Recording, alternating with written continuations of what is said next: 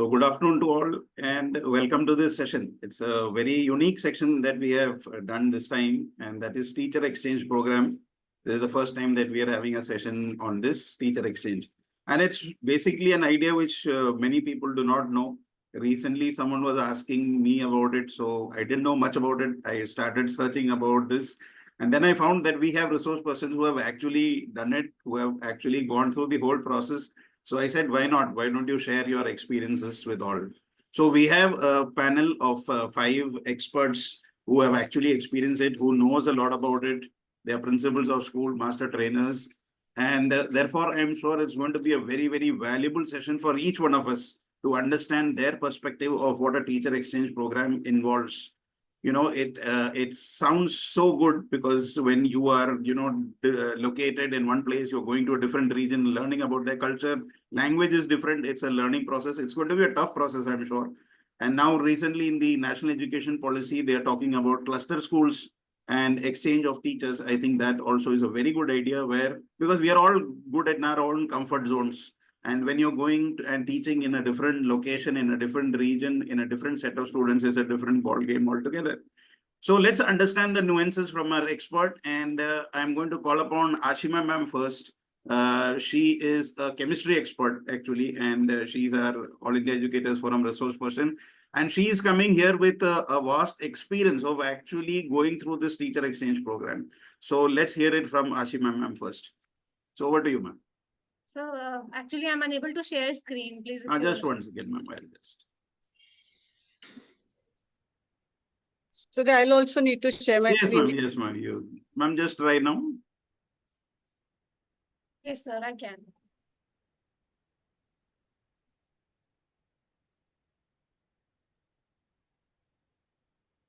Yes, ma'am, we can see.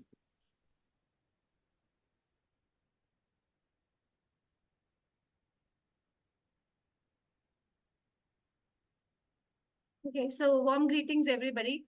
And today, as sir has already given us a great opportunity on this platform, so I would definitely like to share my thoughts, my experience with all of you guys. So when we talk about teacher exchange program, it is also known as faculty exchange program in certain countries or cultural exchange program as well. Because we don't only go for teaching, we are also exchanging our culture with them. So teacher exchange program is basically welcomes all the teachers from various countries to come and teach in abroad. So my experience is going to US. So I went to Arizona state of United States in a specific town called Douglas. And there I had an experience of teaching the students, and the variety of culture, the cultural exchange we had, I will definitely share with you guys. And teacher exchange program also enhances the educational journey of the students, not only students, but the teachers as well. So we will have definitely personal and professional growth opportunities while going to teacher exchange program, right? So when I talk about benefits for teachers exchange program, so first of all, it is expanding your horizon and becoming a cultural bridge builder. So, when I went to US, it was not just that I was just going and teaching over there.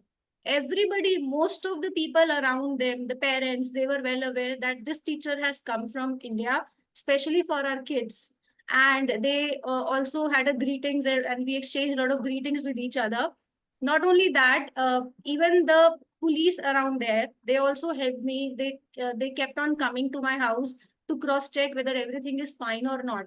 So there was a lot of respect that I earned from them. And even now, those teachers and those students, they're still in contact with me through Facebook.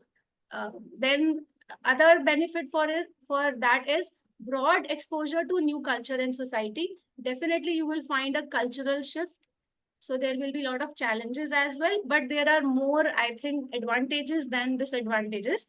So disadvantages, I will not say, they are challenges. Basically, I will discuss those also.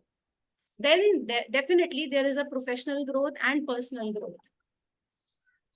So when I talk about other benefits, specifically going to US, I'm sure my other colleagues will definitely, my other webinar colleagues will also discuss about the other countries. I will be specifically talking you about my experience because of the limited time. But there are many countries who actually provide teacher exchange program. For example, Dubai also. I have seen many friends who are going there. Canada, they are going.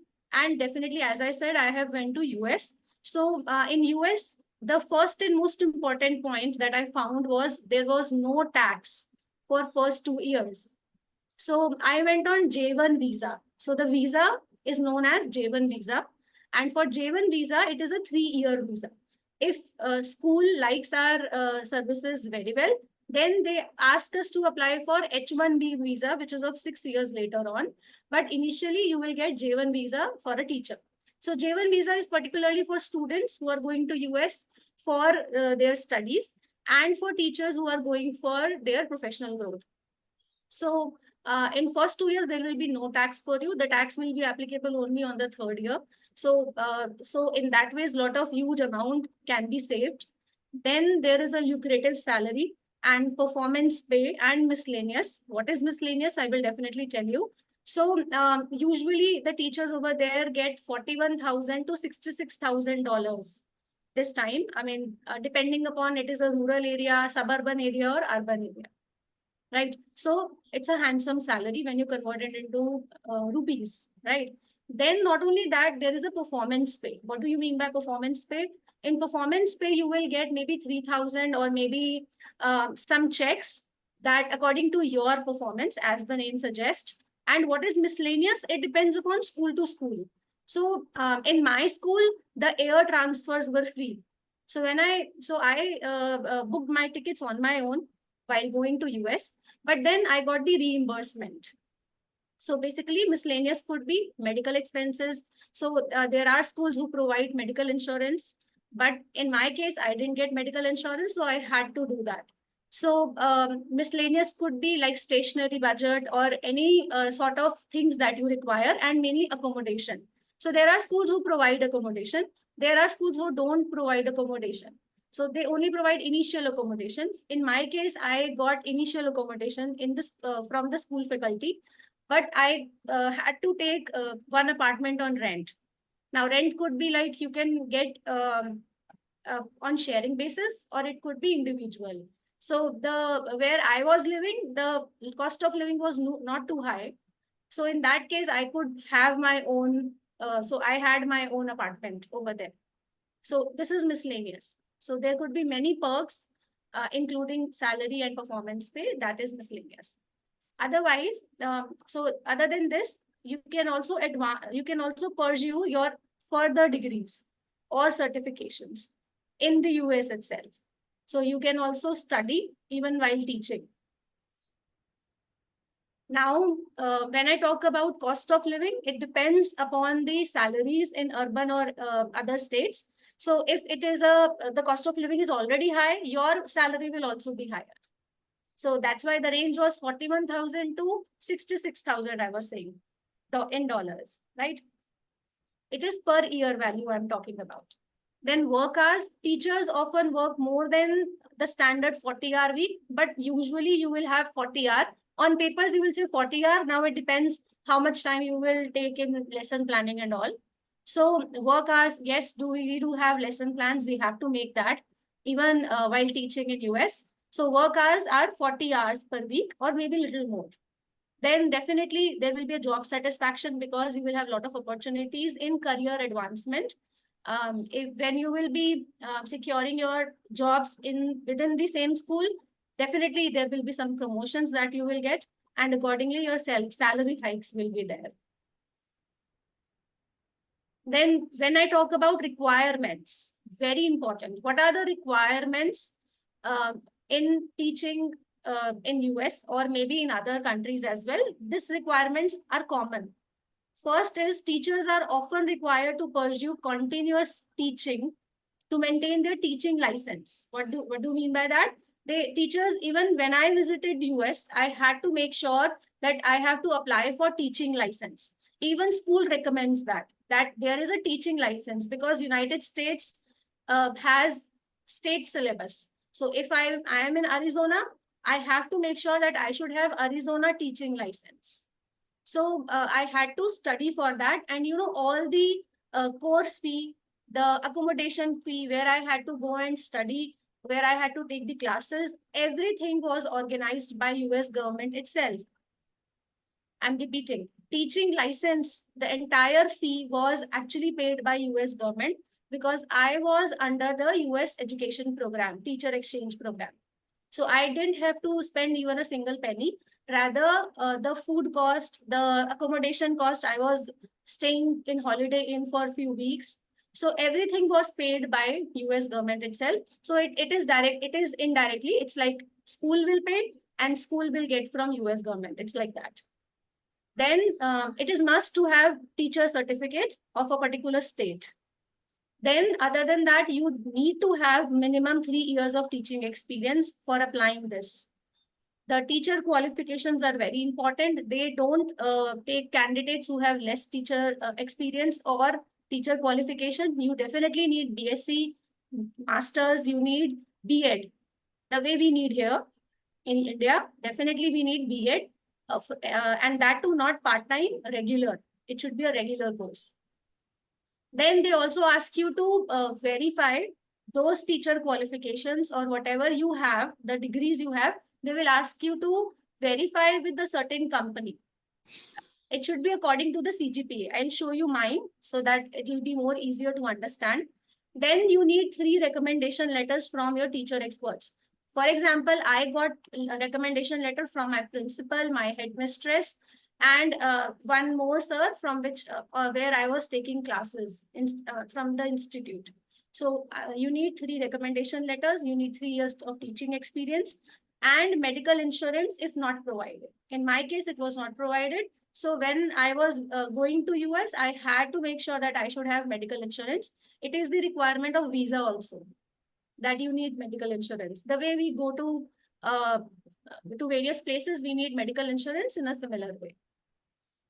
And the expenses in US for medical is too high. So it's better to be insured before leaving. Then transcripts evaluation in their format. This is what I was saying. I'll show you how transcripts evaluation is done. Some initial amount in your bank balance is must. I'm sure many of you have gone to abroad for various holidays. So while going for holiday, I mean, there is a visa requirement that you must have this much amount in your bank balance in order to go to this particular country, right? It is same in US also, and it is same for every teacher exchange program, because there should be some amount for you handy in order to pay here or there, wherever it is required.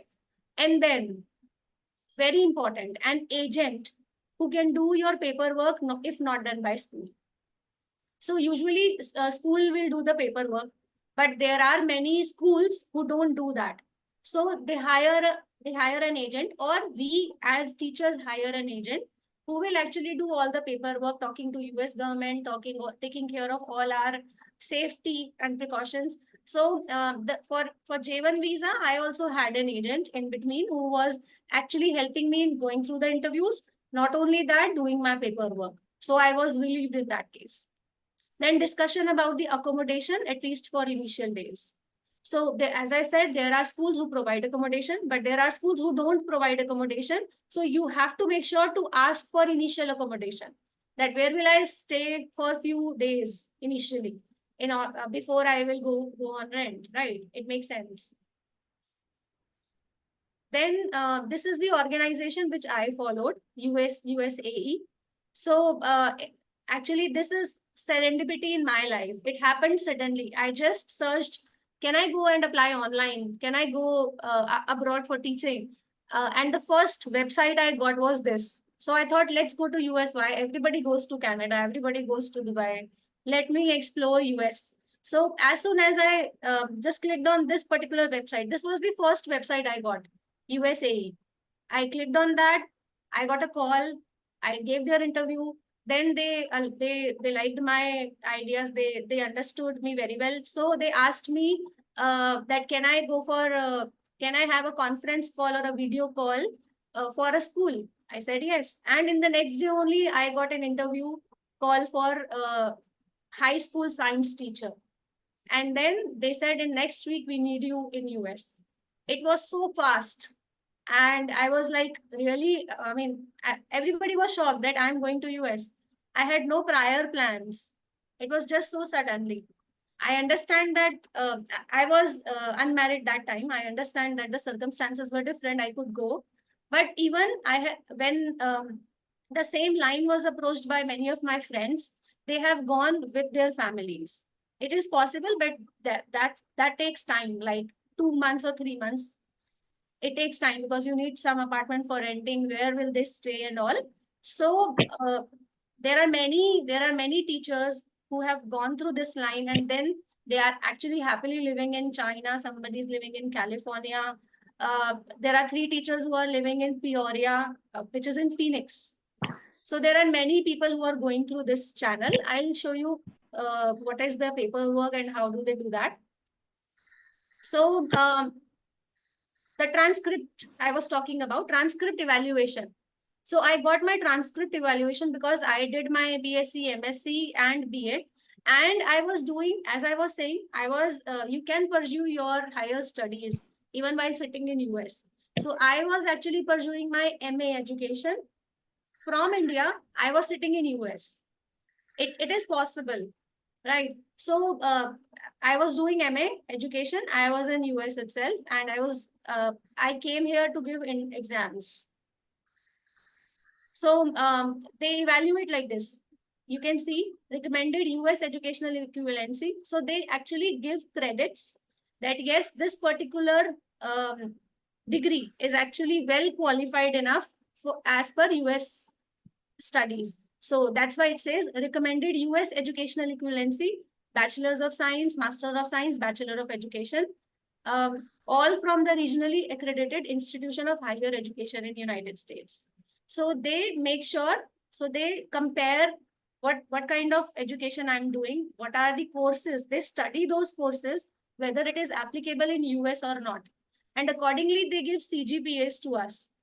These days we get CGPAs in the mark sheets itself, right?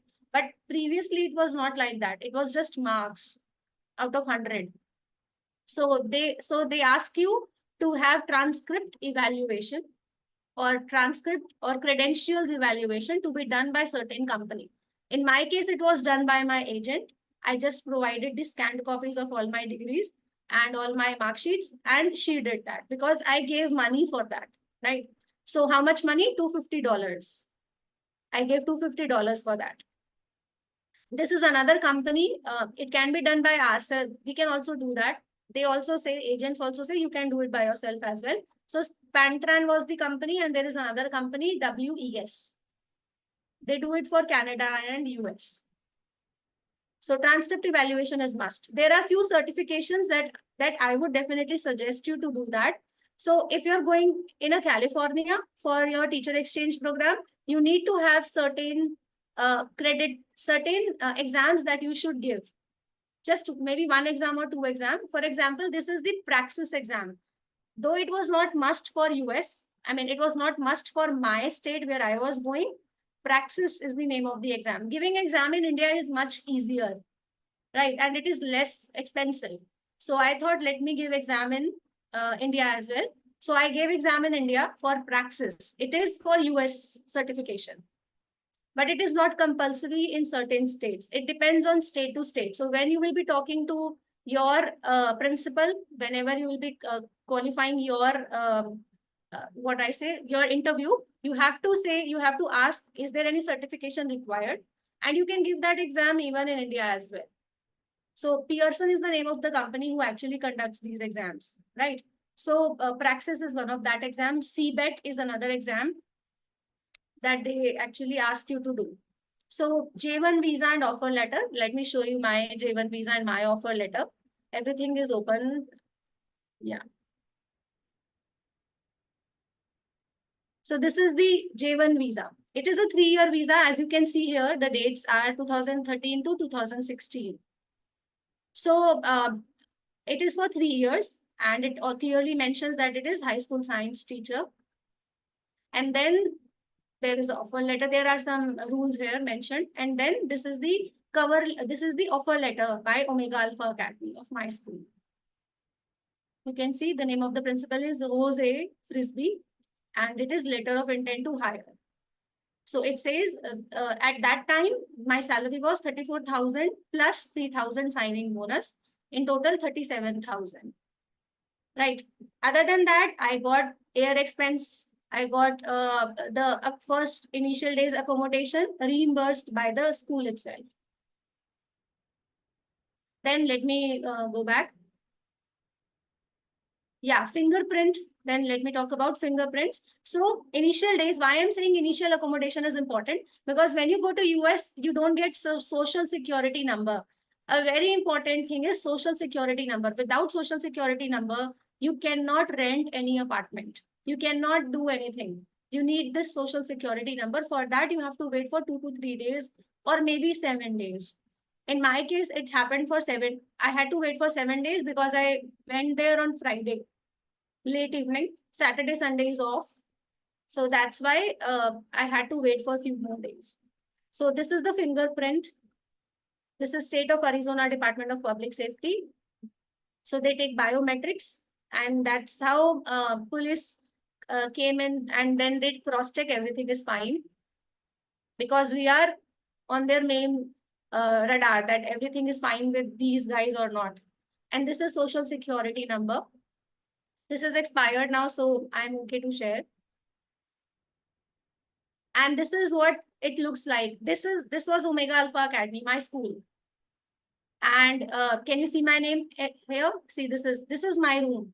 So I want to show you that the rooms, if you see, it is not by the classes. It's not class 1, class 2, class 3. It happened only in the primary school, first B, second A, because these children can't go here and there. But for middle school and higher classes, we had teachers' room. These are teachers' room. You can see this is Mr. Harris, Miss V. Rani. So these are teachers' room in high school. So teachers will stay in their room and students will go to the respective classes. So they have a timetable. They have to go to science class. They have to go maths class. They have to go to various classes. So when they have to go to various classes, they have to go to that specific class for the particular teacher. Right. So the scenario is different. It's not same as we have in India. Right. Then, as I said, I had my own classroom, and this is it's Miss A. Agarwal. This is how they pronounced it. It was very difficult to pronounce Agarwal for them. Then this is the magazine where it's just an example I wanted to show. Then this is the classroom that I had over there. And all the facilities, even the lab was there. And then, as you can see, they followed what we are following these days. They already followed like 10 years back. So this is the elements they have. Learning management system. They already had, and they are using even till now. They had it even in 2013. So there are many schools who don't have even now the learning management system, but they had it initially itself. So here we had to put tardies and all. We had to mark the scores. I mean, as soon as the students will come, we have to write their present. Are they present or absent? Then why is it important? Then the principal or vice principal quickly knows that there is one student who is missing the class. Then we had to put all the reports here. The way we did on MS Teams, the scores of the test. Then let me show you OA lesson plan. So the kind of lesson planning, the kind of preparations that we do, they are actually the same. So the lesson plan template is here. See, they provided me the lesson plan template already. Can you see my screen? So here, teacher name, subject, date, week, topic, and they had some specific standards. The way we have CGs here, the curricular goals and the competencies, they also had their own state standards, which is known as Common Core Standards. So these Common Core Standards, we had to fill here. So we had to go through with all these standards in the initial days itself. And then then we had to fill it here. And this is, you already know, SWBAT. students will be able to know. Then key vocabulary, what they will understand, what kind of teaching aids you will use, then what supplementary material you will use. Let me show you one of the lesson plan. So this is chemistry lesson plan I'm showing for grade 11, sorry. So it's not like that they will study science. No. In high school is 9, 10th, 11, 12. In 9th, they will study biology. In 10th, they will study zoology specifically. Then, and maybe earth science. It depends term-wise. And then in 11th class, they will study chemistry. In 12th class, they will study physics. It's like that. It's not that entire science in 1 year. No, they will study gradually. So, and the kind of syllabus, the syllabus level, it is not difficult. I'm talking about class 11. And if you see, I'm talking about periodic table and a very general, what are metals, non-metals, metalloids, semiconductors, a very simple terms, not so difficult. So in 11th class, they are studying chemistry and they have not studied chemistry in 9th and 10th. I hope you understand. In 9th and 10th, they were doing zoology and biology, right? Biology means only life sciences I'm talking about. And in 10th, they were studying zoology. In 11th, they have come, there is no previous knowledge. So they had to do 9th, 10th, जो हम यहाँ India में 9th, 10th, 11th, 12th में chemistry पढ़ाते हैं. They don't do that 12th. They do 9th, 10th, 11th topics all together in 1 year in chemistry. And that too in grade 11. This is how their syllabus is different from India's syllabus. So as you can see, I have mentioned their course standards because I studied their course standards in initial days itself, then objective, then standards and all. So the lesson plan is like this. There is no written paperwork. Everything is online. Everything is to be submitted as a soft copy. Then let me go back. I hope whatever I'm saying, it makes sense. Then focus calendar of OAA. Yes, they have a focus calendar. This is kind of a focus calendar. What is focus calendar? We have to also mention weekly syllabus. Which course standards we follow. So there are course standards. Even if you go to any of the country, you have certain standards that you have to follow. The way we have to follow CGs here, you have to define that and then content that you will do, the activities, the assessment, the resources that you will use. And then, so sorry. So they have a curricular map. They have well-defined curriculum that you have to follow. So it's easier for us to understand that. USAE cost details. So what are the cost of agent? And I want to show you that as well. So this is the cost detail. I got this from my agent. Let me increase the screen size. So initially they took credential evaluation fee $250, as I said already. Then administrative fee. So they took 2,000 rupees, $2,000 from me initially. One is administrative work, whatever the paperwork I have to do, doing everything for me. And then relocation services, $1,000. Like everything they did for me, and it was actually required, I feel so. Because even the J1 visa, that it is of $180. It takes like a lot of money. And then they also give you the details that, do I qualify for that? They give you all the data. That are you applicable for working in US? So you can, if you are eligible, this all is what is required. I have already mentioned that. And this is the teacher service agreement. So there was nobody in US who I knew at that time. Nobody was there for me in US. It was totally, a different country. Nobody was known to me. So for me, actually trusting this particular agency was difficult. But they made it easy because how? They asked me to provide the affidavit of everything. Affidavit means there is some Indian government affidavit is required. So when I filled this affidavit, my parents were also satisfied that yes, it is not just that, it's not a scam going on. It is real, right? These days, it is very difficult to even trust anybody. lot of scams are there. But when this affidavit was asked from me, we were like, okay, it is not a scam. Then let me proceed further. I'll just take like 2-3 more minutes.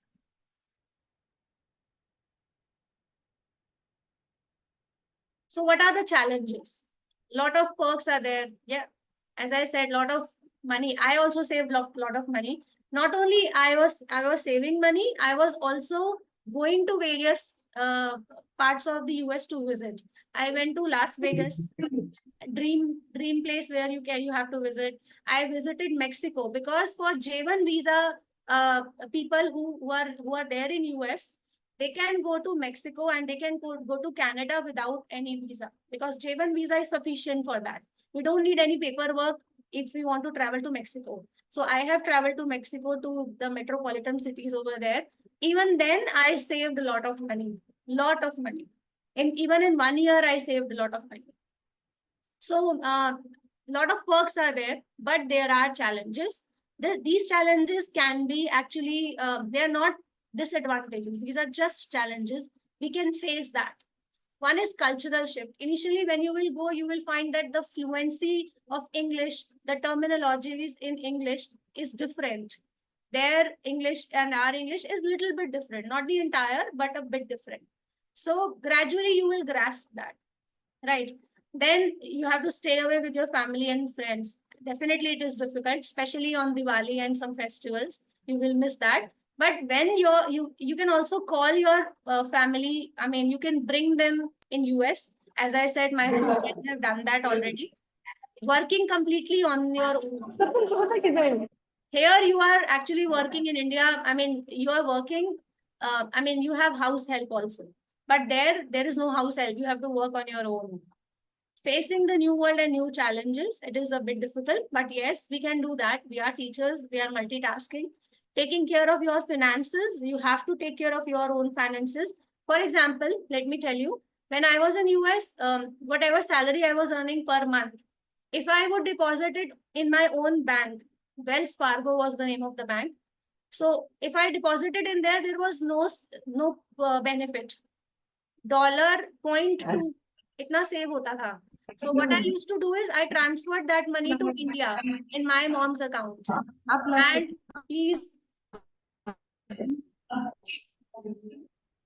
So what I used to do is I used to transfer that money to India in my mom's account. In that ways, I would have saved. So there is a provision of transferring money to India very easily from the banks in US itself. Taking decisions independently, you have to do that and you have to stay safe. And the last is, these are just the random pictures I am showing you from my class that I had. So this is the children work that they did. And this is the party going on in principal's house. And these are the teachers over there. So we were like a family. Everybody was so nice with me. So there were challenges, but yes, there were good people over there. And you know, if you have a good quality content, everything is sorted. If you know your limits and if you know your good quality, the content you have is good, it is done. You don't need to worry much. Because everybody needs you in US and in other countries. They are actually looking forward, especially for science teachers, English teachers, and maths teachers. They are like in high demand in US. Thank you.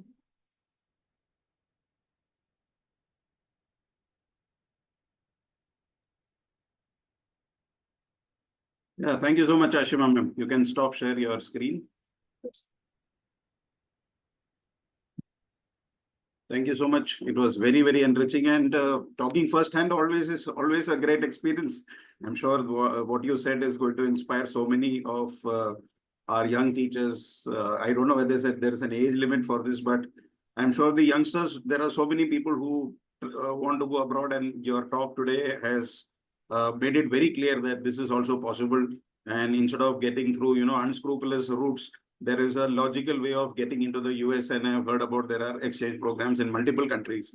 So thank you, ASHIMA ma'am. It was really, really wonderful. And now we move on to our next speaker, who's already here with us, ARCHANA ma'am.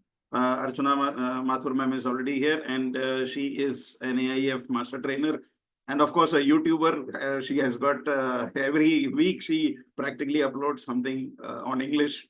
And of course, she is a former principal of a CBSE school in Ambala. So, Archana ma'am, we are eager to listen to your words too, please. Thank you so much, sir. It's always a pleasure to, get back to the AIF platform and share my views. And today's topic is something which I've not experienced personally, but listening to Ms. ASHIMA, I was thinking, I wish when I was young, I could have gone out and explored, all these possibilities. Maybe, as you just mentioned, if there's no age limit, I can still try. Though I think it's a distant possibility. But yes, it's such a wonderful kind of an experience it must have been. And for all those who've been there, it must have been really good. So I'll also share my screen, sir, with your permission. Yes, ma'am, please. Thank you, sir. So this is it. I hope it's visible. Yes, ma'am. Okay.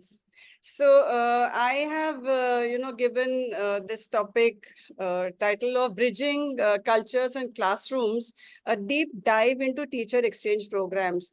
Now, I can say that I haven't been to another country to teach, but being an army wife, I have moved from Srinagar to Kanyakumari and from again west to east. And I've worked in different schools, and even in our own country, the experiences have been very, very different and diversified. Whatever you do in Delhi is so different if you go to a remote area in India itself. If you go to a place called Panagarh, I'm sure most of us would not have heard about it. It's a very small town near, it's somewhere in West Bengal. Very, very small town. So, schools have been different, teachers have been different. And obviously, if somebody goes to a foreign land, it must be different. Now, these teacher exchange programs, they are something which are unique because they give an opportunity to an individual to broaden their horizons. If we have this frog in the well kind of mentality, we won't be able to grow. And in today's times when the world has become a very small platform, because of all these communication apps and everything, it's become a whole lot easier. Maybe 20 years ago, it was difficult to communicate with people outside, but today it's become very, very easy. And whatever Ms. ASHIMA experienced, maybe at that time also things were not so easy. But today, probably it's easier and more of us can do that. So these programs are quite immersive, and they allow the enthusiastic educators to move out of their comfort zones and explore not only their own abilities, but also the possibilities and experiences which other places have to offer. And it's going to be beneficial, or it is beneficial, not only to the educator, but to the student community and also to the world at large. Okay. Now, what are the types of teacher exchange programs? Now, my presentation is totally theoretical because I have nothing personal to offer over here. So these teacher exchange programs are of two types. One is, which is short-term, and one is a long-term one. Ms. ASHIMA says she'd only gone for a year, but I think if we have that grit, if we have the determination, 1 year is good enough. And that's what she personally told me, that she's very happy with that 1 year experience, not only financially, but even otherwise. She learns so much from there. So even if it's a short-term program, it doesn't really matter. 1 year is good enough to explore the possibilities. So what exactly is a teacher exchange program? That is, I suppose I'm an English teacher. If I go to the US, sometimes we feel that, they are an English speaking country. So why would they need an English teacher from India? But it's not like that. It's just that our pronunciation is different, but basically grammar and all is the same. Their standards are a little higher. Okay, so it's kind of a swap. One teacher from here goes there and their teacher comes over here. And this is how this kind of exchange occurs. And in a long-term kind of an exchange, this could be more than a year. And this is at a little deeper level. So as I've mentioned over here, Canada could swap, a teacher from Spain or Argentina, or somebody from the US can even go to an African country and vice versa. So these are the exchange programs. But for this, we need to have a certain amount of degrees, some certifications. Without that, it's not possible. Okay. So the benefits of these programs are quite a few. Firstly, for a teacher, I'll talk about the teachers first. It definitely enhances your professional life and your experience. So the participating teachers, they get exposed to a totally different culture, different teaching methods, different kinds of teachers who are coming from different places. It's not necessary that if you go to the US, and I just saw in pictures, it was not just Miss ASHIMA who was there. There were people I could make out from different countries. So it's kind of, the whole world collaborating together. So it makes you learn so much from each other, your teaching methods, the different kinds of curriculum. And I'm sure whenever there must have been free time, these teachers, they sit together and they discuss what happens in their respective countries, their classroom management techniques, their syllabi, and all of these things, and even the professional development programs that are conducted in our different countries. So they adapt to the new ones and they share their own experiences with the teachers of other countries. The second best thing about these exchange programs is cultural enrichment. When you go to a different country, you definitely indulge in their social and cultural practices. You learn so much. And I'm sure if you have good friends, you may even learn a new foreign language. So you gain first-hand experience with different cultures, languages, their philosophies. And so your perspective, the purview of the entire country, it gets broadened. And you become sensitive to the needs of that particular area and, of course, of your students. The third part about it is, the best part is global networking. Here in India, we only sort of, we collaborate amongst ourselves. But if we go out and other teachers come to our country, then it opens up a vast network. It gives you, like the world is at your feet. So you can collaborate on different projects and initiatives. Like, again, I'll mention Ms. ASHIMA. She says she's still in touch with the people over there. And they can still exchange so much of information regarding the education system in their respective countries. So this global connectivity is something which is an added advantage to the teacher exchange programs that are being conducted. It's a very good thing to happen. Okay. So for students also, there are a few benefits. It's something of the same nature, but a little different if you look at it from the student side. They get exposed to diverse perspectives. Now, the students who are there in these kinds of classrooms where teachers are coming from different countries, they benefit from their teaching styles, right? I have been to so many schools in India, and everywhere the teaching styles, the personalities of my colleagues have been so different. So I was not a student yet. I learned so much from my colleagues. Okay, somebody from the south, somebody from Kashmir, somebody from the west, from Gujarat, somebody from Bengal. So there was so much to learn from my own colleagues. So if I could learn as a grown-up person, I'm sure the students learn so much. We feel that they're only paying attention to our class, but it's not the reality. Our students learn a lot from our personalities also. They idolize us, and we are their kind of, their leaders, or I'm not getting the right word right now. So we are their role models, right? So if we go to other countries, we carry a kind of goodwill about our country over there. We are representatives of our country. So the best of our country is reflected upon our students over there. And it's not just good for us, but for our entire country as a whole. Language learning, I just mentioned. Indian languages especially are now, they've become a kind of rage outside. The students outside, they are learning Sanskrit. And I've seen quite a few videos where they are reciting the hymns, the Sanskrit shlokas also. So when they interact with the native speaking teachers, like what they are learning from their own teachers, maybe the pronunciation of Hindi or Sanskrit words, is not exactly as it should be. But if I go, or somebody who knows Sanskrit really well, or somebody who speaks very good Hindi or whatever language, then they will actually learn the right pronunciation of words and, of course, the syntax. So in the real world context, if students get to see teachers from different parts of the world, they get to learn a lot. And of course, there will be a lot of cultural appreciation. For this, I have a first-hand experience, not my own, but I know that Indian culture is very famous outside.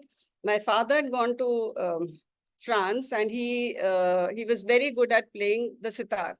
So whenever he just sat anywhere, there would be people who came and flocked because they loved listening to that particular instrument. It's not that they do not appreciate whatever we have in India. They do. We have this hitch. We feel that India is not very developed, and we keep ourselves restricted to our own shells. It's not like that. We have to go out and explore how much Indian culture and traditions are appreciated in the entire world.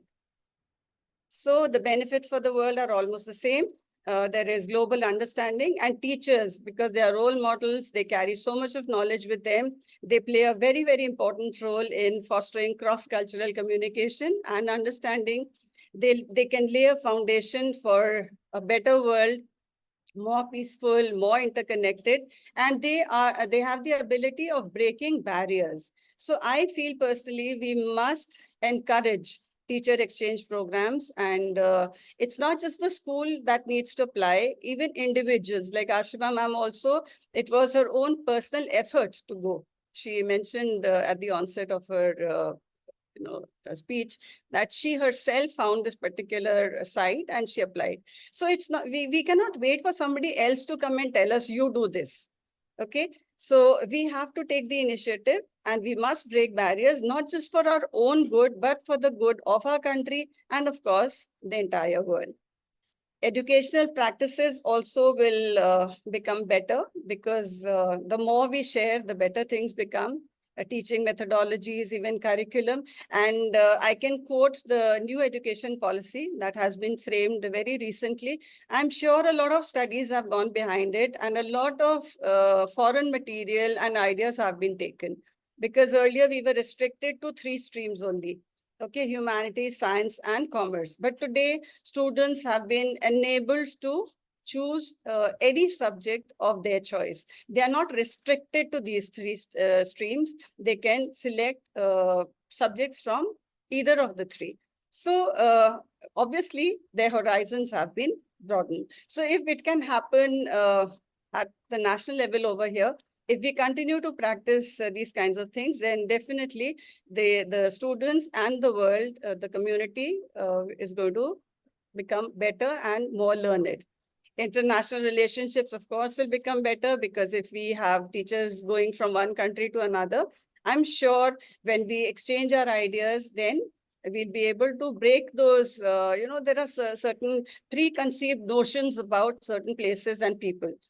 India was known as the land of snake charmers. But does the world think of India about in that same fashion now? No. Why? Because our people have been going out. The best of engineers in the US today are from India. The IITians are in great demand over there. So international relationships and breaking of old thoughts will happen if we have a cultural exchange, especially of educators. The different agencies which offer teacher exchange programs are here. Fulbright exchange program. This is sponsored by the US. And you can just read over here that there are opportunities for US teachers to exchange positions with educators from over 80 countries around the world. Not just India, but teachers from 80 countries are welcome over there. Then there is the International Resident Teachers Program. This has been initiated by the Council of Educational Travel and Cultural Exchange. And here they put US teachers in schools all over the world, and thus they foster cultural and educational exchange. Indian ones, we have to find out. I didn't have the time to go through. So definitely there are some agencies who also help teachers, individuals, and schools into these kinds of exchange programs. And the last one here is the teaching assistantship program. This allows international university graduates to work as foreign language teaching assistants in US schools. So basically, these three are related to the US, but if we do a kind of search on the net, I'm sure we'll find more material and more agencies which help in teacher exchange programs. Okay, as Ms. ASHIMA had also mentioned, sorry, there are a few challenges and considerations and, a lot of things that have to be kept in mind. For once, I feel that, going out to a foreign country would be so difficult because their rules are so different and they're very, very strict about their rules. In India, we are quite, lax as far as rules are concerned. So one is that, and then language barriers. I mean, I do speak English, but I feel sometimes that if I go to the US, will I be able to understand them? Because I don't have that kind of tone and accent. So language barriers may be there, and communication, which is so important. When you're moving out, it's communication which is required. So if we are not able to convey what we feel, then of course it may be a challenge. But as my predecessor said, these are all challenges. It's not something which cannot be overcome. Cultural adjustment will take place if we go there. These are just things which we have in our mind. But when we go there, when we start doing something, it becomes easy. Curriculum differences are there, but then if we have this in mind that, okay, it's going to help me, then even that would become an easy thing to do. So, that's it. Right. So in conclusion, I'll say that though I've not experienced it personally, but I feel that these kind of exchange programs would be really powerful. They'll be tools that will not only enrich the lives of educators, but also the students and the global community. If we look at it from a broadened perspective. So if we want to promote cultural exchange, if we want professional development for teachers all over, global understanding, these programs have the potential to create a brighter future for education and for the world at large to grow as a whole. So the world will become one big platform where things can be exchanged, and teacher exchange programs will play an even more vital role by fostering more collaboration, innovation, and mutual respect across borders. So let's hope that this is given more, weightage, and we understand the importance of teacher exchange program. So with this, I end my speech. Thank you so much, everyone. Thanks a lot. Yeah, thank you so much, Archana ma'am, for your words of wisdom. I mean, it was really heartening to see your the comparisons, although you have not personally experienced, but the research work that you conducted was truly beneficial for all of us to understand the nuances of how exchange programs brings about a change in our personality and what are the difficulties and what are the, the good and the bad both. So thank you, Archana ma'am, for your time. Time is very precious, and therefore, also I am seeing in the chats that there are a lot of people are asking for the certificate links. There's one problem which is coming in our webinars is that, these webinars are actually for All India Educators Forum members, right? And as members, you are supposed to be part of our WhatsApp groups. Now, if you're not part of the WhatsApp groups, you have to become part, because otherwise what is happening is that these links are getting circulated and we don't know who's generating these certificates. We have to keep a track of our participants. So you are requested to join our WhatsApp group. If you're not part of the WhatsApp group, I will be putting my number on the this chat of this group. If you're not part of our webinar group, please join it, because the certificate link will be posted only for members, right? You have to kindly note down the number and please WhatsApp that. You will be added, and then the certificate link will be posted there. Otherwise, we cannot give it to a non-member because the links are getting circulated and we are not able to track where the links are going, right? So here also, I'm sure we have advertised this program in our forum. But if you are a non-member, how you are getting the link is also a big question mark, right? So maybe some of your friends are members, they are giving you, I really don't know, but it's fine. I mean, we are open to everyone. But at the same time, for certification, it's important that you have to be a member so that we keep a track of that. And therefore, in the chat, I will be putting my number. If you're not a part of our webinar group, kindly WhatsApp me. I will be adding you in the group. Okay. Thank you so much to the participants who are asking the questions about the certificate. And certificate link will be only posted after the entire program is over. So kindly, after each participant speaks, kindly do not put that message to send the certificate link or anything. At the end of the program, we will give you the number. My number I'll be posting right now. Yeah, thank you. And now I will be introducing ALKA ma'am, who is our next speaker. ALKA MAHAJAN ma'am has been associated with the All India Educators Forum for a very, very long time. She's a AIF Global Ambassador, which means she has completed more than 25-30 sessions on our platform itself.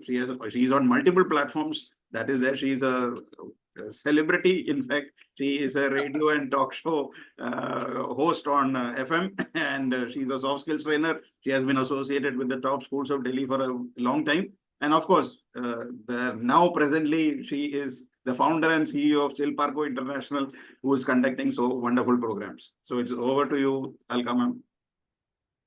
Thank you so much, and greetings to everyone. Greetings of peace, love, and happiness. It's wonderful to see so many educators on the platform, but that is the beauty of Matthew sir's platforms, because, you know, everybody is eager to join, to learn. And I think the fact that he has gotten so many of us together on the same platform speaks volumes about his farsightedness. And yes, it is an absolutely wonderful feeling to be connected with the All India Educators Forum. Since, I mean, it's been a long time. I think I'm one of the founder members, and believe me, I have learned so much. And that is the beauty. And you know what? I will be talking from the heart, no PPTs. In my case, I don't really believe in too much of PPTs. I believe, as a psychotherapist also, I believe in just speaking from the heart and taking the holistic viewpoint of the entire the topic. So we are talking about teacher exchange programs, but the first and foremost thing is that life is an unending journey of learning. Nobody, and no one can say that they know it all. Even today, after 35 years plus of an experience in the educational scenario, in leadership roles, I still feel I am learning. And I think it goes with everyone. So, you know, the saying to strive, to seek, to find, and never to yield, I think that is something that all of us must keep with ourselves. You know what? I have had the privilege of studying in 4 different countries, one being our own country. But I began my education in New York, the US, went on to Manila, Philippines, then Copenhagen, Denmark, and then to India.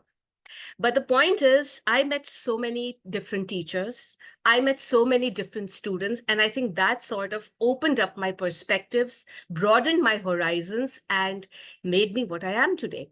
The art of adjustability, you know, the art of learning more and more, the thirst for and the curiosity for more knowledge. I think this is what is important. When we are talking of teacher exchange, what happened was, like, we started very early, like, you know, ARCHANA madam just now said that, you know, we did not have those kind of privileges when we were, when we began as teachers, way back in the 90s, when we began.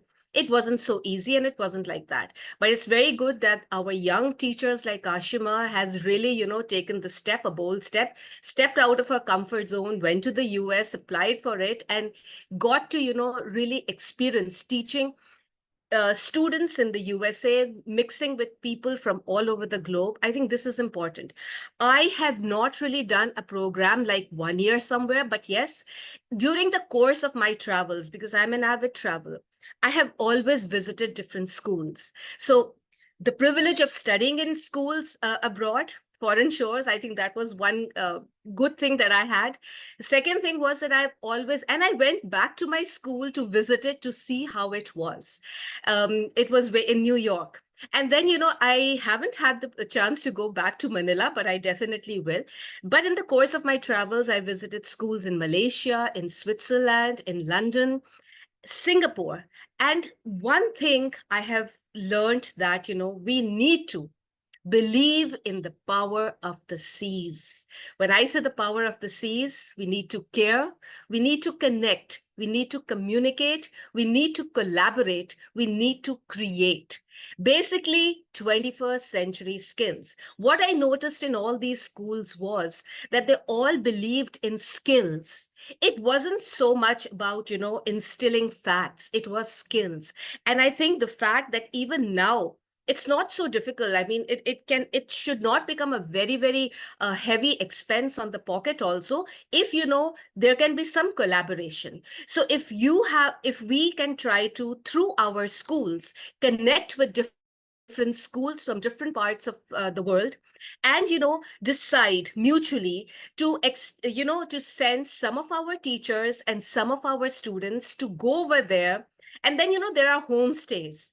I'm sure all of you know that these kind of exchange programs are so healthy, so good for not only the students but also the teachers. Like Archana ma'am said, there's a lot of learning. You learn to be tolerant. I think the most important thing is you learn to appreciate. You learn to be grateful. You learn to be tolerant. You learn new skills. And many times, while I had this opportunity of conducting a communication class for about 2 months in Tripoli in Libya. And over there, I had to learn a bit of Arabic before I could actually get to teach the communication class. So the fact that we can learn new languages, and this is a skill that stays with us for life. Learn skills. I think we need to, as educators these days, we're talking about continuous professional development. I think we need to have this continuous professional development throughout, whether we get it from our schools or we take the initiative to do it by our own selves. I think there is no stopping a person who is unstoppable in their own way. And we need to understand one thing: every individual is unique. When we go to a different country, we are thrust in a different environment. We learn so much. And the best part is we learn so many different soft skills. In fact, it's not even about learning. We perhaps know them all the time, but the fact that we're actually putting them into action. It's not only theory, it is practice. So we are using those skills. And the most important skill that I feel is, like Archana ma'am said, that, when you go to different countries, they have a different way of speaking the global language, English. But if you are a patient listener, you will be able to understand what the other person is saying. It's about active listening. If we are active listeners, if we are patient listeners, then, we can, because this is a skill. Like I said, teacher exchange program involves one to be stepping out of their comfort zone, to be trying to learn a new skill, a new language, even for that matter. And learning, there is always scope for learning more and more. And plus even as you get older, I feel there are so many advantages. You don't get struck by Alzheimer's or something like that, because you're learning all the time. Your mind is active. And I think this is so important for an individual, even if you haven't you're over age or something. Though I wish people thought about this, and if there is experience, if you can get from some kind of knowledge from experience as well. Because like I said, we learn from a small child. When I go to different countries, I learn from small children in schools. They say that, it's okay if I went to a school in London and, there was this child running and the child just fell down. And I tried to pick up the child. The child says, no, don't help me. I want to learn how to pick myself up myself. I thought that was a huge learning, because if I'll fall down, I'll probably say, can you help me? Can you help me? I mean, it's just small things. You learn every day, and what you learn mostly are skills. And skills is what makes you a holistic individual, because then you open your mind. And like Archana ma'am said, lots of things. So I won't repeat those same things, because it's opening perspectives. You're stepping out of comfort zones. You are having memorable experiences. You are also, developing soft skills on your own. Maybe you had them, but you didn't really practice them. So it's not only focus on theory all the time. It's more a focus on practice. Because practice is what really makes you. And this is what I've been learning when I've been interacting through my educational sessions also with educators in different countries and in India. I've learned that, we talk about collaboration, we talk about communication, but we don't really put it into practice. Collaboration, it's passe now, saying do your own work. Nowadays, it's let's do some work together that can actually make a global impact. We are talking of quality education. SDG number 4, quality education can only be achieved if all the global educators from different countries got together. And, it's not difficult. Nowadays, ever since COVID taught us, to necessity is the mother of invention, survival of the fittest. We learned to come online. And online, we're meeting so many different people from different parts of the globe. We are exchanging, cultures through that. We're learning about the different diversities. We're learning about their environment. We're learning the kind of language they speak. Many times we're having classes, where we try to learn, even if it's learning just 30 sentences or 40 sentences, like I learned when I had to teach communication classes to my students in Tripoli, in which place is that? Tripoli, Tripoli, okay, Libya. So, even then, the fact is that even though I learned 20, 30 new sentences, they helped me to interact more and develop a strong bond with the students. And I think that is, again, amazing because you learned a new language. You learned how students of different nationalities behave, and that too, because it was a nation, where they don't have too much of freedom. So there are lots of controls which I could see. But the fact is they opened up, they started speaking. And I think that was my biggest achievement. And I'm talking about a long time back, almost 3-4 decades back, when I had this experience. But I think this is what is important. We as teachers, even though, if we can go from our schools, very good. But you know what? We're traveling all the time. And like Archana ma'am said, even when we're traveling within our country, we learn, we are a unity in diversity. Our different states, if I see my friend Sonia ACHANTANI, from a very sweet human being. Now, she's from Gujarat. If I go to Gujarat, I'm going to be learning new things over there. It's it's almost like, you're learning a different language, different culture, different food, different way of, interactions. So you're learning so much. And I believe that even through your travels, we're traveling all the time. I believe, traveling is not difficult for us. So this is one thing I would like to tell all of you. Dare to dream, dream to dare. And when you are traveling, try to visit schools. It's not difficult. You can always, before your travel, this is what I did when I was still in school, and I didn't get the opportunity to go on a teacher exchange program. So when I went for my travels, I used to write to schools in Switzerland, for example. I remember the school Schule Spitz in Switzerland. I sent them a mail. They said, yes, why not? Please come see the way ours. And everybody's so friendly. They would like to show off and flaunt their schools and talk about what they're doing.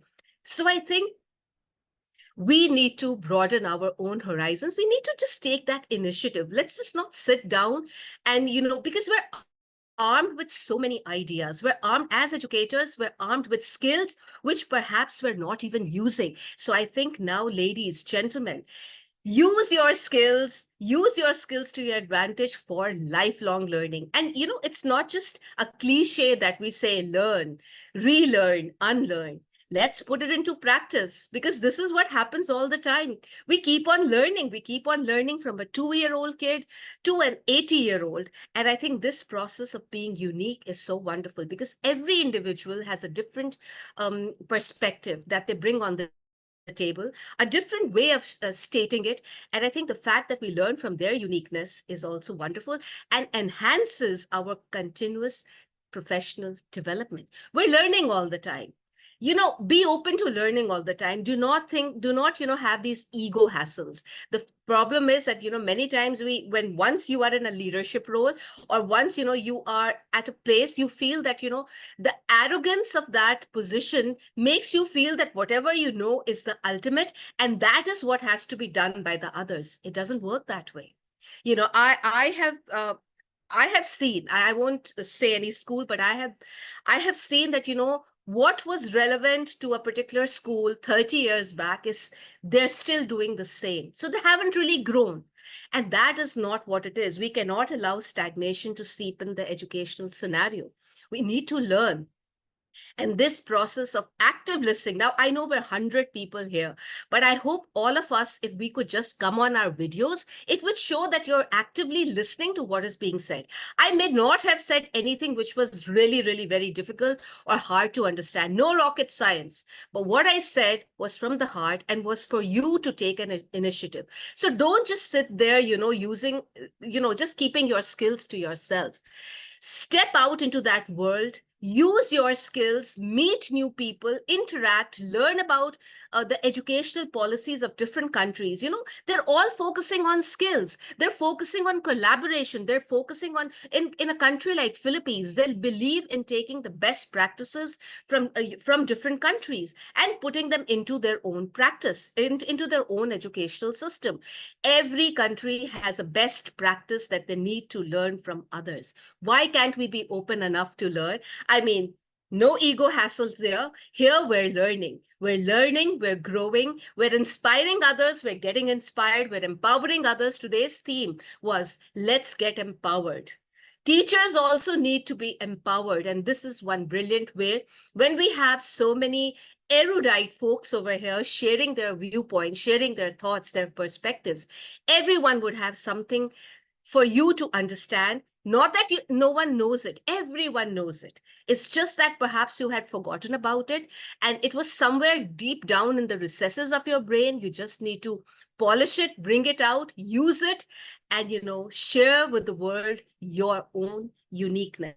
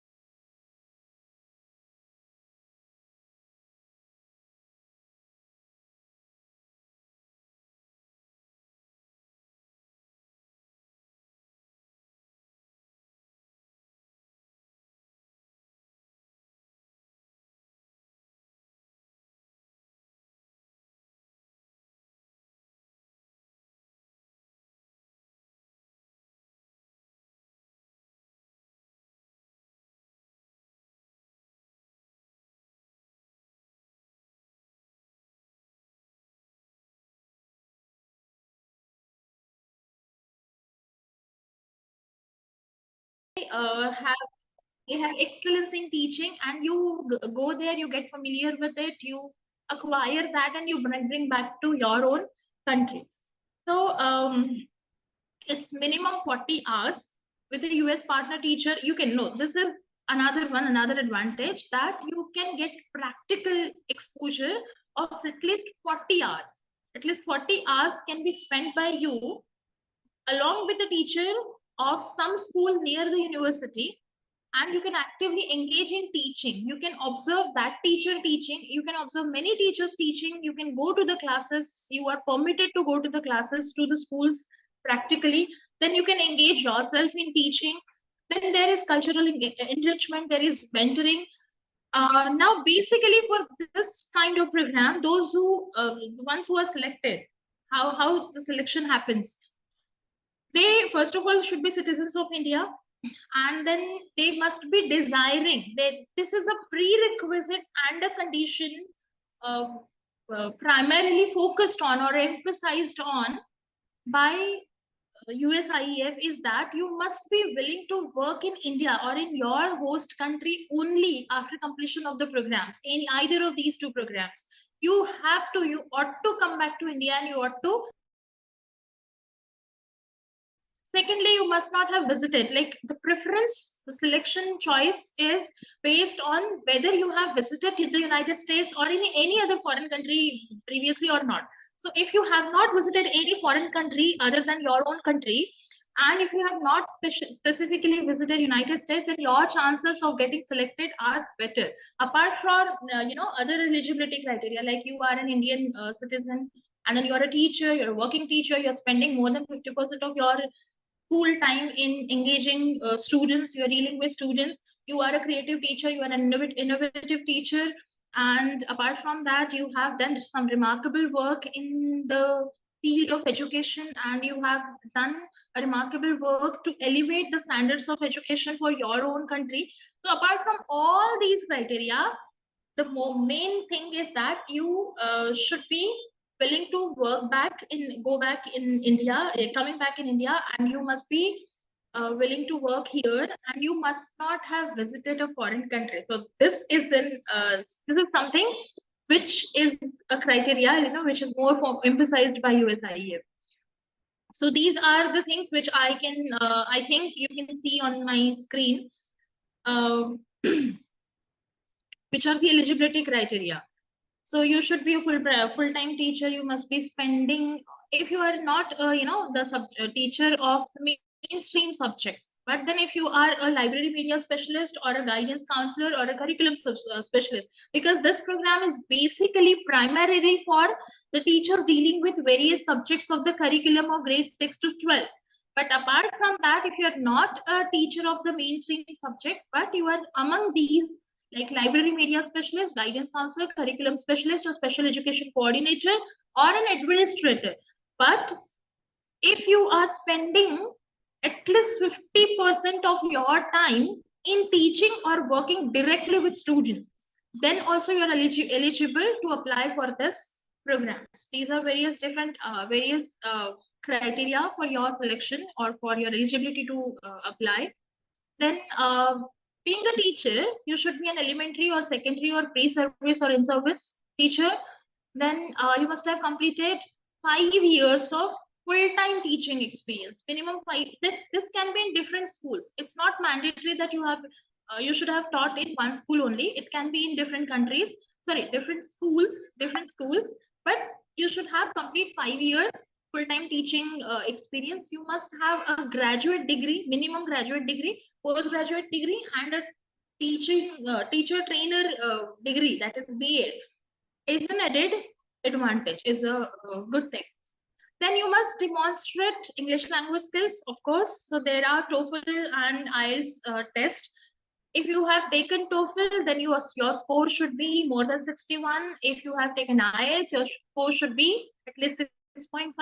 It's not mandatory again to have taken these tests by you at the time of application. You can still apply. In fact, passport also, it's not mandatory that you have the passport at the time of application. Later on, you can apply before the program starts. Even TOEFL test, if you have not taken, they support and they pay the fees for your TOEFL or IELTS exam also after your application is screened and you have got through it. Means you have got selected, if you have got shortlisted, they pay for your TOEFL or IELTS test also. All right. So demonstrating English language skills which are adequate and which are sufficient for you to sustain there in US universities and US schools. That much proficiency in English language must be there. You must demonstrate commitment, right? Commitment to continue. You must demonstrate commitment to do hard work, because in your 6-week program you hardly get time. It is clearly mentioned on the website that you hardly get time for sightseeing, for visiting different places. All right. So you should have that mentality. You should have that mind makeup and determination to work very hard. So attending seminars, not only attending seminars, but working hard on maybe developing certain strategies, developing curriculum, developing what we can say student-centered and innovative teaching plans. So if you're actively, the more active you are in gaining, in grabbing more and more, in grasping more and more, the better are your preferences. Now, so these are the eligibility criteria, right? And before we come to the second program, you must have a question how that is assessed, how that is evaluated, your commitment, for example. How do they get to know about your commitment? So of course, when you apply, there is a long application actually. It's not only like a curriculum vitae wherein you give your information, but you have to prove your commitment. You have to prove that you are a passionate educator. You have to prove that you have been an innovative educator. You have to prove that you have worked for excellence in education. So there are many questions, several questions which demand an answer in the form of an essay, which is which demands you to write for in about 200 to 250 words. Then there are many questions which demand you to answer answer the questions in the form of essays as good as 500 to 550 words, and there they judge everything based on your answers, and there you cannot fool. Everything is screened, everything is evaluated, your entire application, your answers. So they can judge your personality, they can judge your commitment, they can judge your passion and your determination to do the program. And you will not be failing, you will not be quitting midway. Everything is judged nicely, everything is assessed nicely. So you need to do a lot of homework to prepare your answers. And the link is shared. Now, generally, this application, the notification for this application generally comes in the month of January every year, January or February. So candidates have to keep looking at the notification on the website of the USIEF, whether it has become active. For this year's, means for the program of 2025 to 2026, the applications have already closed. I think the deadline was of March. For one program, the deadline is March usually, and for the other program, the deadline is April or May usually. So you have to, for next year means next academic year for the US programs will be 2026 to 2027. For that, you'll have to keep looking at the website, keep tracking the application notification, from December itself, I would say. So from December 2024, if you are active and you have been checking the website, you will be getting the notification, and around 1 month time is there for completing your application. So you can go on furnishing your information, you can go on saving it. It's not necessary that one time you sit for starting your application and the same day you have to complete and submit it. Not like that. You can go on saving your information because it demands a huge information. It demands a lot of information, and as I told, your commitment, your passion is assessed through your answers. So you have to prepare your answers properly. You should not be proven a liar. You should not be proven false. Your answers, your information must be proving true. Now, the second program is Fulbright Distinguished Awards Teaching Program for International Teachers, that is FDAI, Fulbright DAI, and it's again sponsored by the Bureau of Education and Cultural Affairs of US Department of State, and it's again it demands, or it accommodates 50 international teachers. 50 international teachers from the given countries like Bangladesh, Botswana, Brazil, Finland, Greece, Iceland, India, Indonesia, Israel, Mexico, Morocco, Philippines, Senegal, Singapore, Taiwan, Uganda, and United Kingdom. So up to 5 teachers from India, because they have to accommodate teachers from all these mentioned countries. So 5 teachers from this from our country are permitted, and it's again an excellent opportunity because it's a 4-month program. 4-month program. You need to spend your time in the United States. So if you have not been to the United States, it's a great opportunity for you to go for that too, for a trip which is fully sponsored. So for both these programs, the trip is sponsored. Sponsored fully means your ticket, your first of all J1 visa, and then your ticket from India to the United States, the host university, and back to your own country. Everything is sponsored by them, and the stay, food, everything, the program cost, everything is taken care of by the USIF only. So it's again a semester long, but it's because you need to stay there for 4 months. So it's a semester long, again, non-degree, non-credit professional development program. They have clearly mentioned that it is a non-degree, non-credit program as the FTEA also. Though it is non-degree, it's non-credit, but it's a professional development. So you get, you get those laurels that you have completed this program. Of course, the certificate will be there and certain other benefits will be there. So you get a higher value when you come back to your country and you come back to your school, the same school, your school, wherever you are working, has to approve your application. The application goes through the approval of you ought to be a working teacher, and your employer, your director, or whoever is your employer, ought to give the written permission to you. And again, the chances, what I have experienced is, when your employer, they demand that when you are there in the United States for this program or either of these 2 programs, your employer still should be paying you the salary to facilitate your other expenses or your family expenses. So if your employer is not willing to pay you the salary, full salary, or at least 50% salary, then your chances of getting selected for these programs again get deteriorated. So you have to convince your school to pay, and because of this is the backward mentality of Indian schools, that they scarcely desire for the professional growth and professional development of their teachers, because they feel that the teachers are like they will be going and some others will be coming. Because most of the schools I have experienced, because if you continue working in their schools, they have to go on increasing your salary, and if they get fresh lot, then the salary demand is lower, and hence practically it is not possible yet. And therefore what I've experienced is more KVLs, Kendriya Vidyalaya schools, and government schools have higher chances of selection, so they get selected more than private school teachers. Yet optimism always works. So you can try, and if you're really passionate and you have strong determination, you can definitely get through it. And there is no limit on how many times you apply for these courses. So you could go on applying. I cannot apply myself because now I've become a principal. So though I take a few classes, because I'm very passionate about going to classes and taking classes apart from administering the other functions of the school.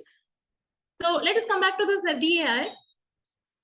It's a semester long 4-month course, and you again have to you'll be placed at a US post university school.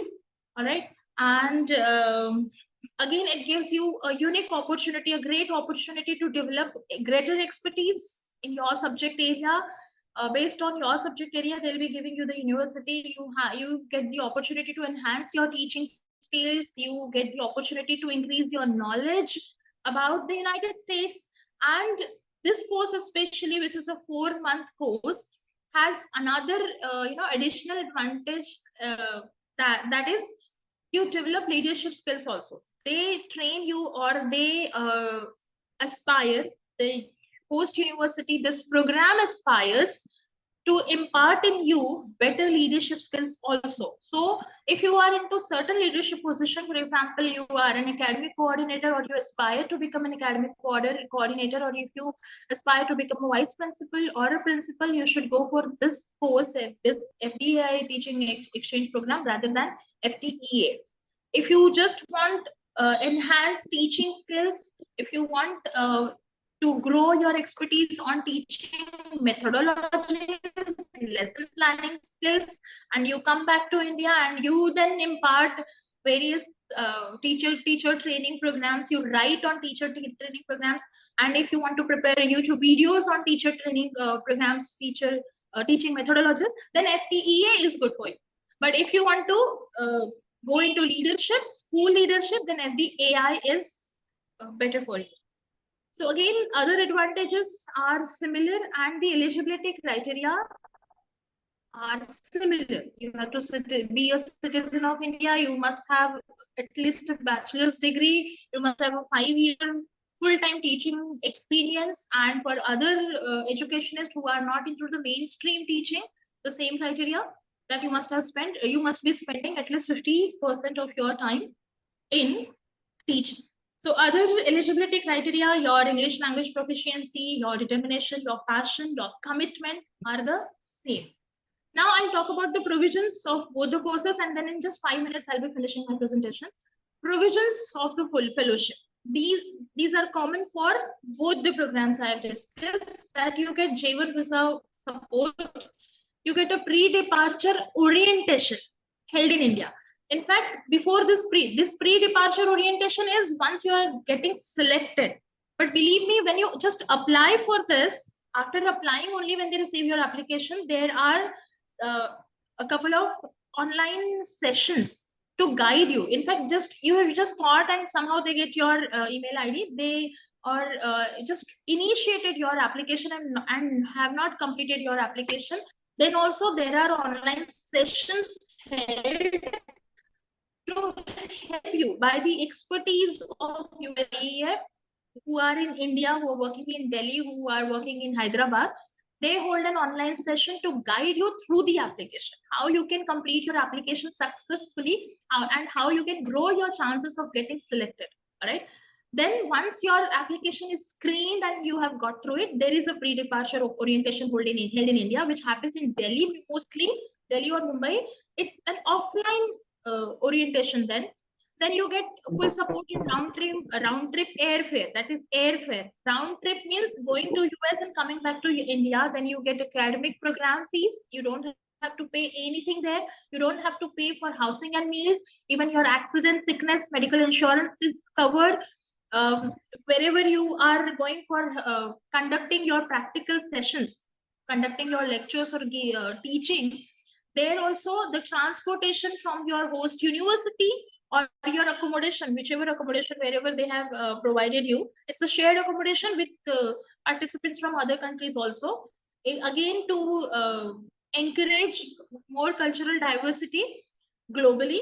So they give you accommodation generally with other country members. So from that place to the school where you want to go for practical teaching, the transportation is also taken care of.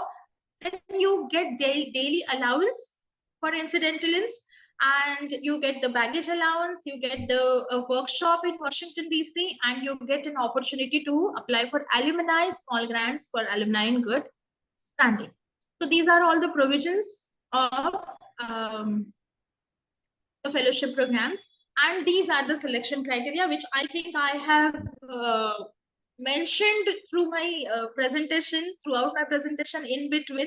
So you should have preparedness, you should have commitment, you should have flexibility, you should have strong determination to work very hard in order to achieve greater and greater excellence. So in a nutshell, if you have hunger for excellence and if you have determination to achieve that, and if you have desire to work very hard, you don't aspire more to do the sightseeing.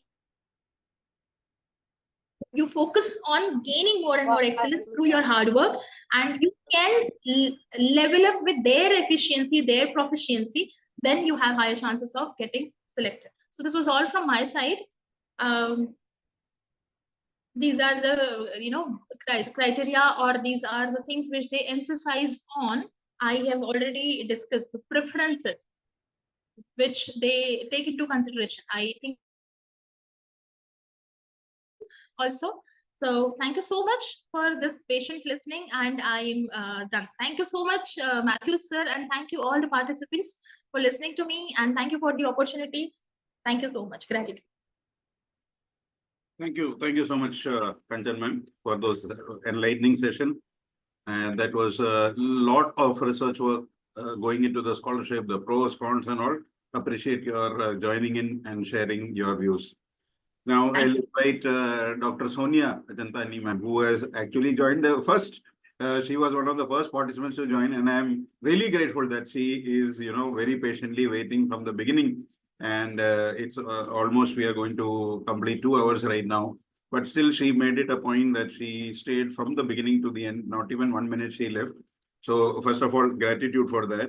And of course, for her introduction on the AIF platform, she's a very known face, and she has conducted multiple sessions for us. She's a AIF Global Ambassador again, and therefore the credit, obviously her area of specialization is that she's a certified counselor and psychologist. And whenever, many people have asked about counseling or anything, always the first name that comes to my mind is Dr. Sonia. So because she is an expert at guiding students, and today she is guiding the teachers, and she has done a lot of wonderful sessions in the past. So it's over to you, Sonia ma'am. Thank you for joining in today. Thank you so much, sir, for such a wonderful introduction. It really motivates us. And you've always had a hand holding for us. Thank you for everything, for creating this platform for us. So I'll just share my screen. Yes, ma'am.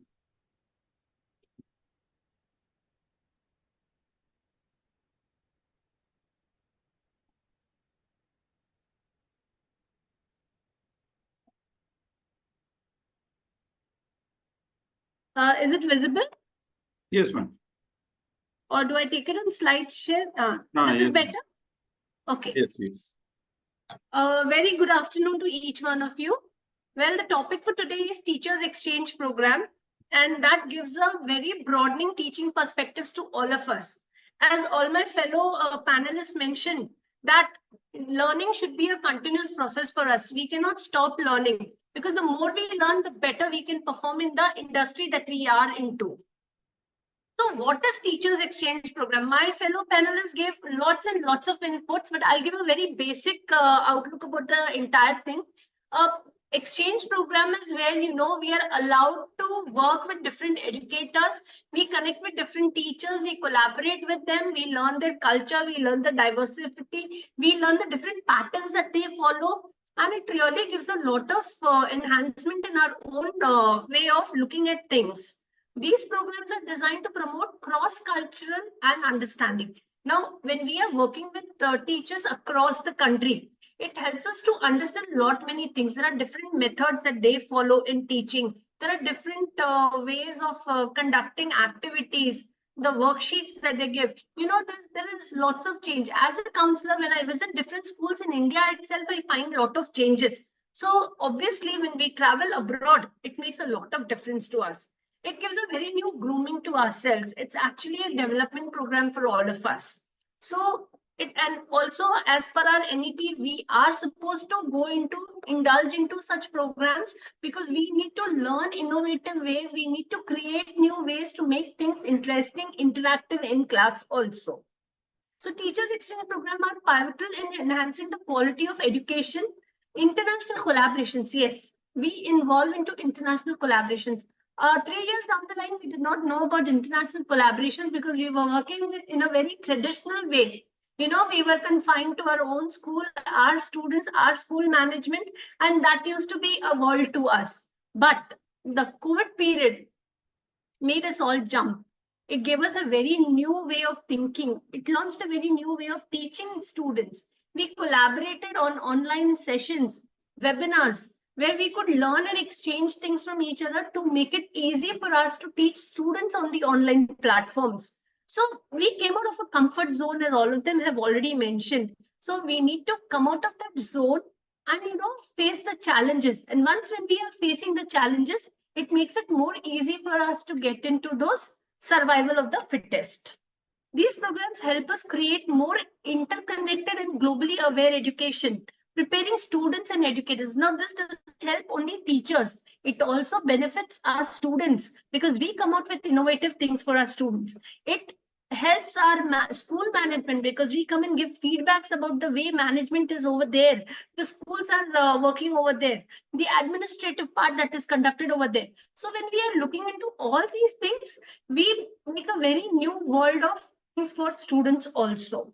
Exposure to different now benefits. When we are talking about benefits of exchange programs, the things are we have an exposure to different educational systems and methodologies that can inspire us for innovative teachings in class.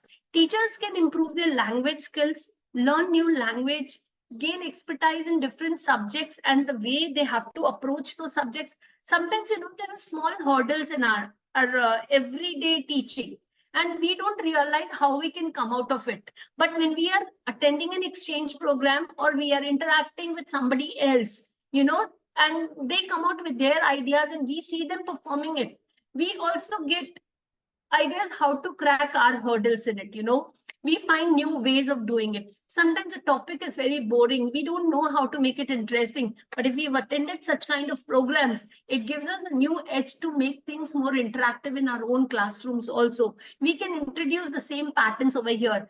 As we always talk about multiple intelligences, we talk about different learning styles. We can bring all that into our classrooms, So handling new environments and diverse classrooms, it gives us an edge to do all this. We are well prepared for the challenges that are going to come. Leadership qualities, adaptability to new environments, living and working in another country enriches cultural understandings. We start respecting the culture and diversity of another country. And believe me, more than a country, if we start off exchange programs within our regions, within the states at least, the schools in India itself start off something like this, I'm sure it is going to give a very new dimensional look to our own teaching fraternity also. We always say, charity begins at home. So why not start off with these things from our own schools around us, collaborate with them, exchange programs with them, and then accordingly we can move one step ahead and go to the other countries. Navigating a new country and educational system fosters personal growth and confidence level in us. Immersion in a different culture and education system can inspire creativity. We can, come out with so many different things. Imagine a art and craft teacher coming to our school for an exchange program from another place, and she gives us innovative ways of having art and craft introduced in the regular activities of our class. It will make children so happy. The classroom atmosphere may change. There would be a very new approach in the students. The subject which was very boring could become more interesting because activity is involved over there. Interacting with teachers from different backgrounds enhances students' cultural competitions and awareness also. Now, when we are participating in different exchange programs, we learn about the different competitions that are available for our students also. We are aware of different programs that we can bring in to enhance the students' potentials also. Different teaching methods can cater diverse learning needs and preferences. For example, if you talk about the Montessori trainings, it is very different from what we have it in India. If you look into the other different countries abroad, the Montessori training is very different. The approach to the children is very different. The activities they have, the type of labs they have, it's very different from what we follow in India today. So if we can bring those things, imagine the base of the child. The child is going to get nurtured from a very base. And that strong foundation will make him a very different person. He'll groom into a very different person with very nice perspectives in life. His goals might change over there. So exposure to teachers from other countries can enhance students' language skills also. If I am going out and learning a new language, I might come and teach that to my students also. I'll tell them how nice it is to learn different languages, and the connect that we have talking in different languages is wonderful. The way of expressing is very different. So interest in learning new languages also can be an inspiration. Hosting international teachers promotes a global outlook within a school community. Now, today, when we are talking about sustainability development goals, the SDG 4 that we have is on education.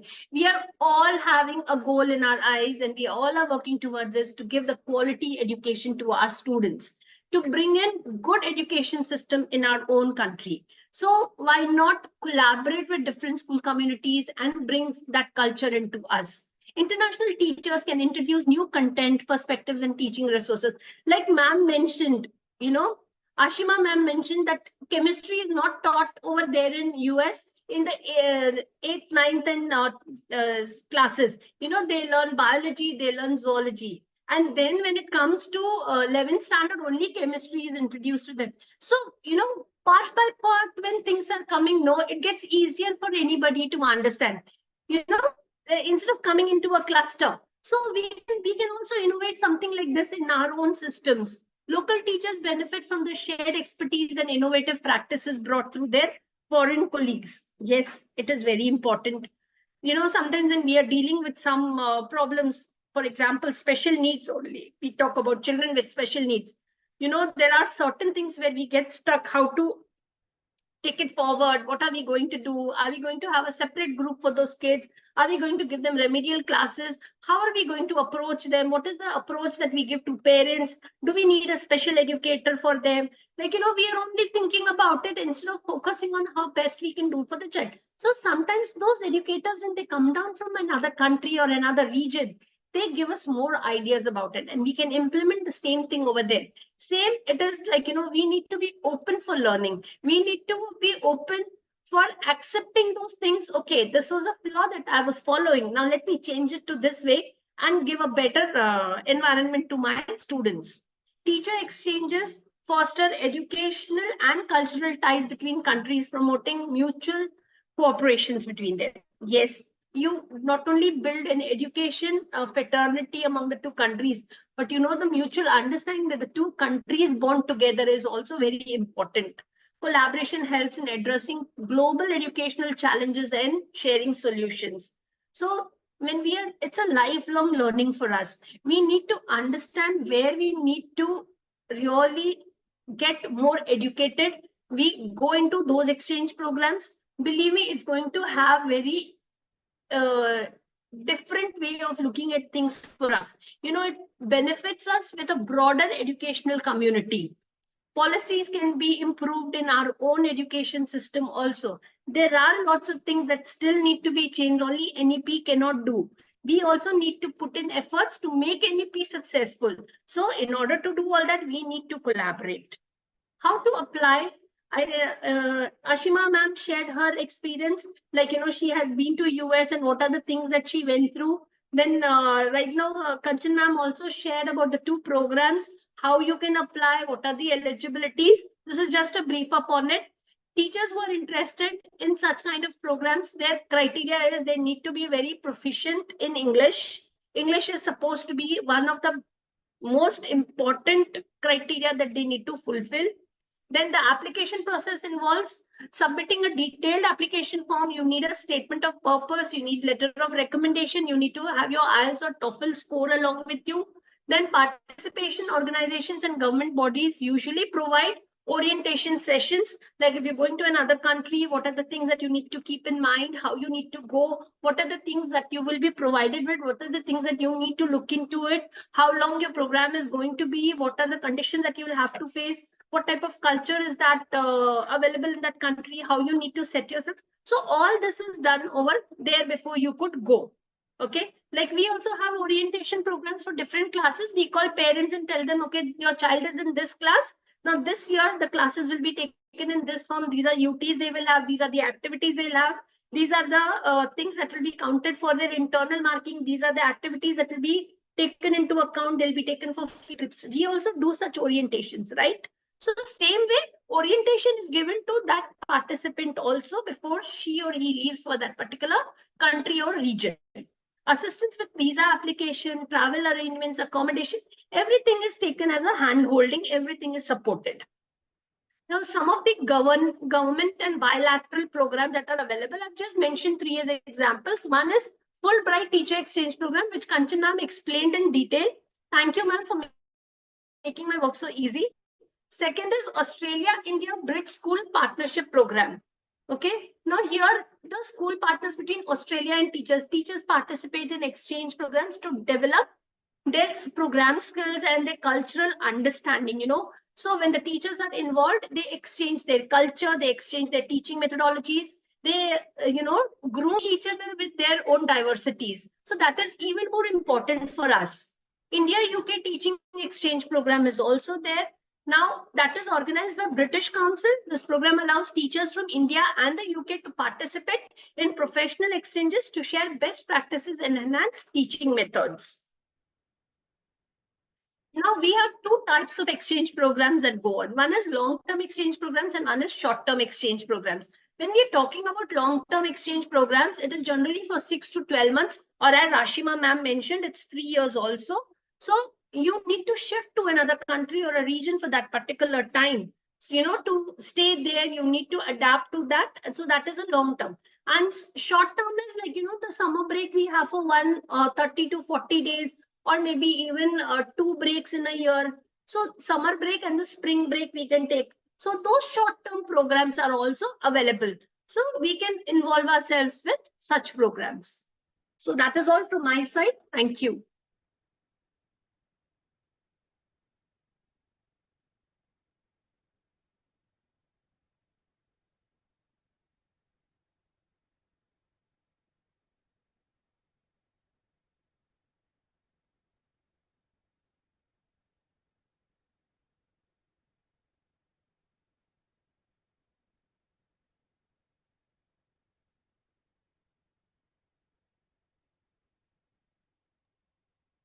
Hello. Yeah. Thank you, Sonia ma'am. Thank you so much for staying patiently till the end and explaining so much. I hope I'm audible. My internet is going a little slow, so I think yes. So thank you so much. So what I am going to do is that we have a lot of participants still there, and many of our panelists are still there with us. So in case somebody is having any questions to the panelists, then we are going to take up that. So if there is any question, you may ask to our panelists. Our panelists are here. So if there is any question, then you can ask. And link for attendance, I've already told you, it will be posted in the WhatsApp group. If you're not part of the WhatsApp group, my number is in the chat. You have to join the group so that the link can be posted there, because the reason is that we don't want to circulate the link to non-members so that it is not misused. Right? Excuse me, sir. Yes, yes. I saw a question asked to me by one of the participants. May I answer that? Yes, ma'am, please. Yes, there was a question, why specifically underprivileged schools? So the reason might be is because they want to, the US, this program entirely aims to equip the teachers from other countries, the countries other than United States, with better teaching pedagogies, better confidence, more innovative lesson plans that can, suffice to train and equip and develop the students for the 21st century, or we can say now 22nd century, right?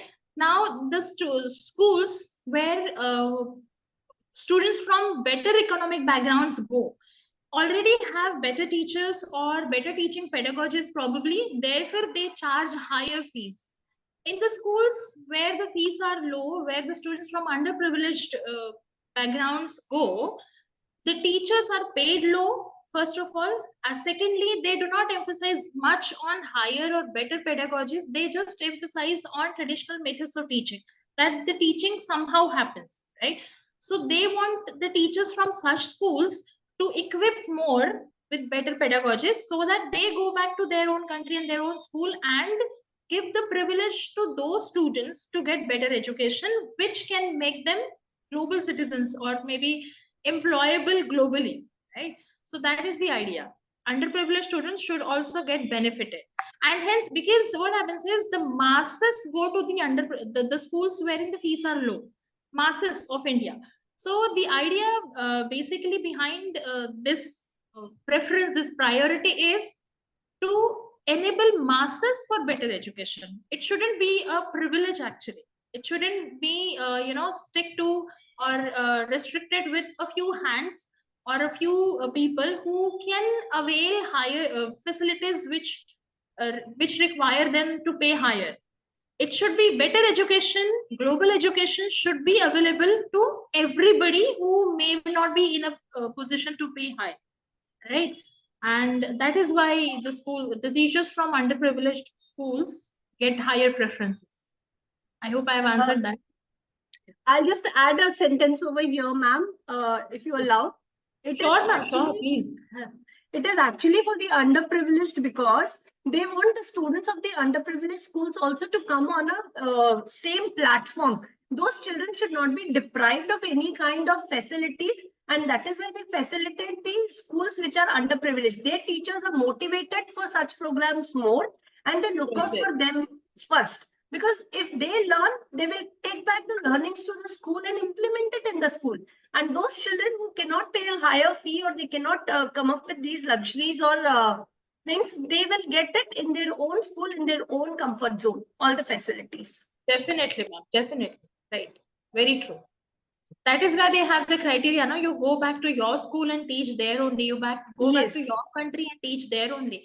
So as I told earlier also, through your answers, your personality, your nature is also assessed. There are experts, there are many teams of experts who evaluate your answers. And that is why they want you to write answers in the form of essays, not pointers. Through essays, through your sentences, how much genuine you are, how much passionate you are, how much truthful you are is assessed, right? So you cannot just bluff. You cannot make them fool.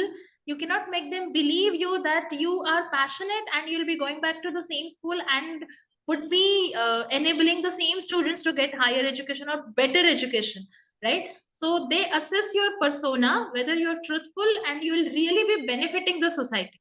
In fact, they also want judged through your answers whether you would be disseminating knowledge of your understanding, what you have understood, what pedagogies you have learned, you have acquired, what experiments you have done, and what you have discovered and now able to devise. You would be disseminating this knowledge to masses through various, what we can say, teacher training sessions, or maybe seminars, going to rural areas, urban areas. So they judge your personality, how passionate you are in disseminating knowledge also. Not only acquiring and keeping it to yourself or using it for your own benefit to get selected in a better school, better paying school. No, not like that. So therefore, they get essays for your answers.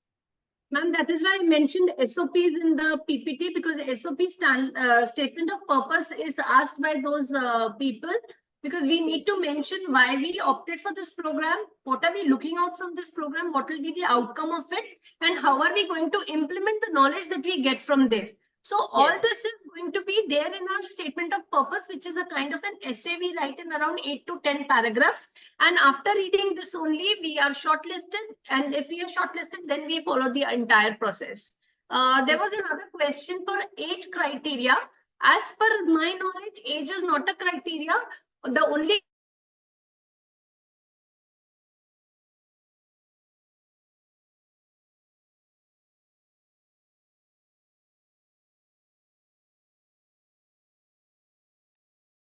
I think ma'am has lost her connection.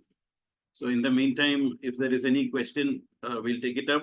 And again, the request for the certificate links are coming. I have already posted my number there. In case you are not a part of the webinar group, then you can join. Otherwise,